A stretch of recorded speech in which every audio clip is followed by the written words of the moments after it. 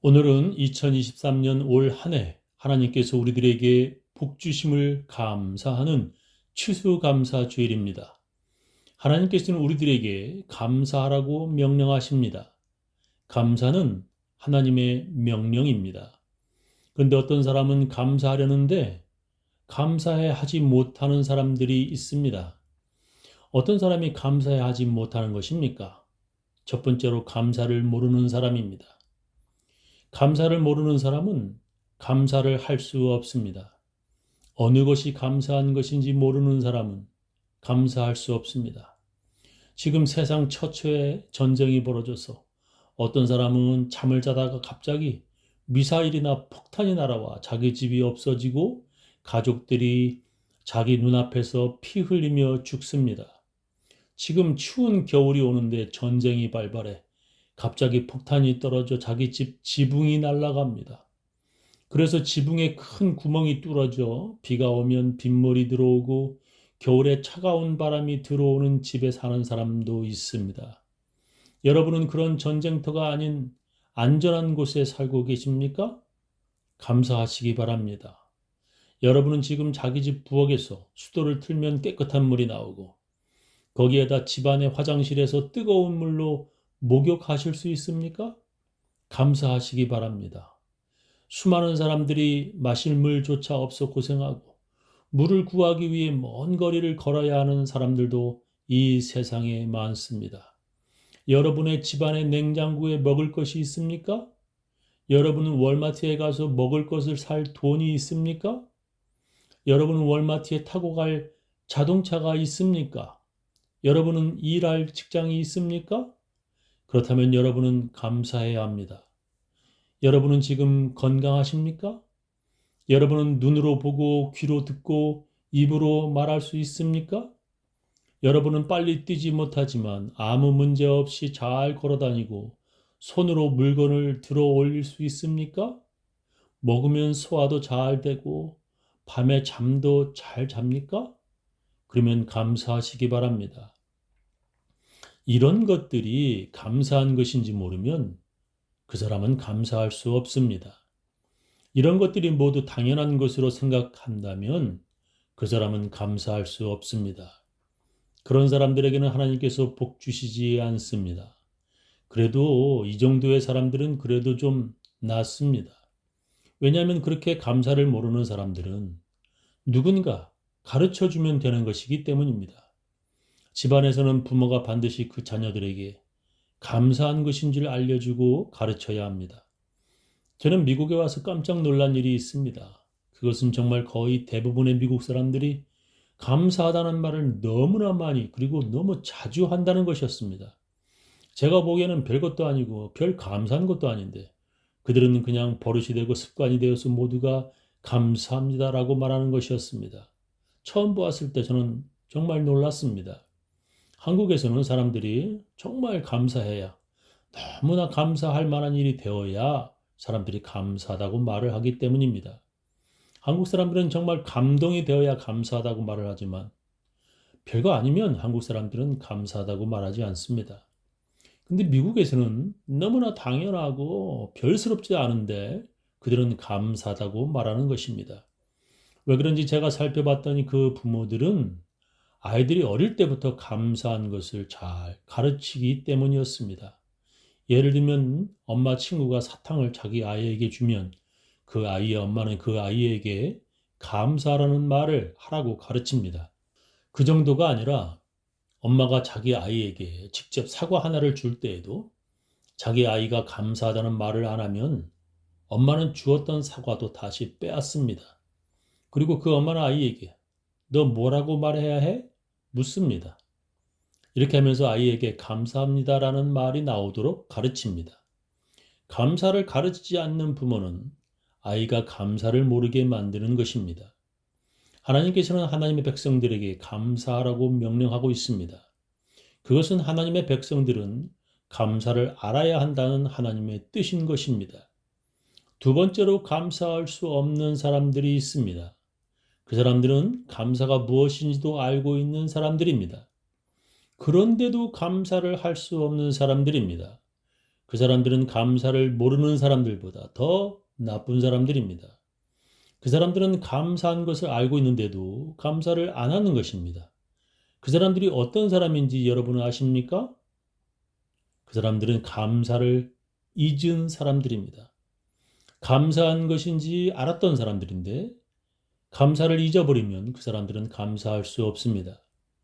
그들은 전에는 이것이 감사한 것이었는데 이제 이것이 감사한 것인지 잊어버렸습니다. 그래서 그들은 감사를 할 수 없습니다. 이런 사람들을 어떻게 해야 감사하게 할 수 있습니까? 그것은 바로 다시 알게 하는 것이고 다시 깨우치도록 하게 하는 것입니다. 오늘 성경 본문을 보며 하나님께서 하나님 백성들에게 감사하라고 명령하십니다. 그때가 언제냐면 바로 추수가 다 끝나고 곡식들을 창고에 모두 들여놓은 때입니다. 지금으로 치면 추수감사절입니다. 너의 타작마당과 포도주 틀의 소출을 수장한 후에 7일 동안 초막절을 지킬 것이요 라고 했습니다. 초막절이란 하나님의 백성들이 추수한 후에 초막을 짓고 7일 동안 그 안에서 지내는 절기입니다. 그들이 추수한 것을 창고에 들여놓고 먹을 것이 많아진 후에도 감사를 잊지 않기 위해서 집을 떠나 불편한 초막에서 지내는 것입니다. 그들 조상이 광야에서 먹을 것이 부족했던 그때를 잊지 않기 위해서 그들의 조상들이 가르쳐준 대로 지금까지 후손들이 감사하며 지내는 것입니다. 이러한 감사절에는 반드시 지켜야 할 것이 있습니다. 그것은 자기 가족들만 먹을 것이 많음을 감사하는 것이 아니었습니다. 와, 이제 추수 다 끝났고 창고에 먹을 것이 가득 쌓였다 하고 자기 가족들만 기뻐하고 감사하는 것이 아니었습니다. 그렇게 하면 감사를 제대로 알지 못하고 자녀들에게 감사를 제대로 가르치지 못합니다. 감사는 자기 혼자만 하는 것이 아니라 함께 모여서 해야 감사를 제대로 알고 제대로 감사를 가르칠 수 있습니다. 하나님께서는 이렇게 명령하십니다. 절기를 지킬 때에는 너와 네 자녀와 노비와 네 성중에 거하는 레위인과 객과 고아와 과부가 함께 연락하되 했습니다. 혼자서 기뻐하고 자기 가족들만 감사하는 것이 아니라 함께 연락, 즉 함께 기뻐하라고 하나님께서는 명령하십니다. 자기들만 먹을 것이 많다고 먹을 것이 쌓여 있다고 자기들만 기뻐하는 것 아니라 가난한 사람들과 함께 기뻐하라고 하나님께서 명령하십니다. 그렇게 함께 모이는 곳이 어디입니까? 하나님께서 이렇게 말씀하십니다.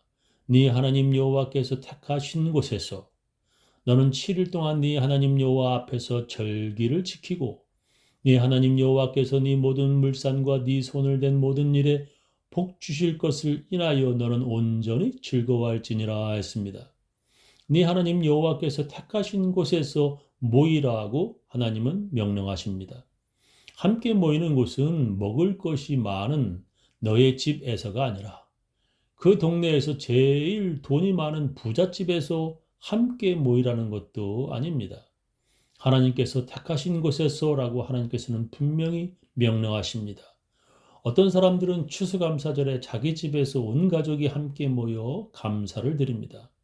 예, 그것도 참 잘하는 것입니다. 오랜만에 그동안 못 보던 자기 아이들과 함께 모여서 하나님께 감사하며 기뻐하는 것도 참 좋습니다. 그러나 하나님께서는 하나님 여호와께서 택하신 곳에서 함께 기뻐하라고 명령하셨습니다. 그것은 바로 성전이며 지금은 바로 교회입니다. 성전은 하나님께 예배드리기 위해서 특별히 구별한 건물입니다. 그리스어로 비블로스, 영어로는 바이블이 책이라는 뜻입니다. 책, 또 구별된 책이 성경이고 홀리 바이블, 구별된 성경이고 집과 건물 중에서 하나님께 예배드리기 위해 구별된 건물이 바로 성전입니다. 궁전은 왕이 사는 집이고 성전은 하나님께서 택하신 집입니다. 그 성전을 지금은 바로 교회라고 우리가 부릅니다. 온 가족이 함께 성전에 나와 그동안 우리에게 복 주심을 인하여 감사하라는 하나님의 명령입니다. 그렇게 교회에 나와 감사하면 하나님께서 우리들에게 잊었던 감사를 다시 회복시켜 주시는 것입니다. 예배가 무엇입니까? 그동안 우리가 잊었던 감사와 은혜를 다시 기억나게 하는 것이 바로 예배입니다.